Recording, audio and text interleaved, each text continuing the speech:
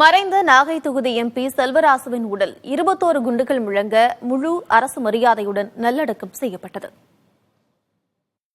தற்போதைய நாகை மக்களவை தொகுதி உறுப்பினர் செல்வராசுவின் உடல் சொந்த ஊரான திருவாரூர் மாவட்டம் சித்தமல்லியில் உள்ள அவரது இல்லத்திற்கு கொண்டு செல்லப்பட்டது.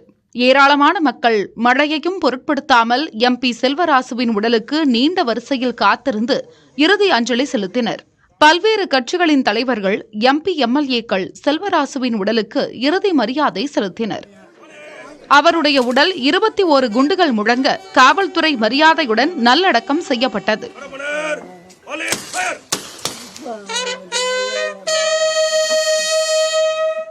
இந்திய கம்யூனிஸ்ட் கட்சியின் மாநில நிர்வாக குழு உறுப்பினராக பொறுப்பு வகித்து வந்த செல்வராசு 1989, 1996, 1998 மற்றும் 2019 ஆகிய ஆண்டுகளில் மக்களவைத் தேர்தலில் நாகை மக்களவை தொகுதியில் போட்டி போட்டு வெற்றி பெற்றவர்.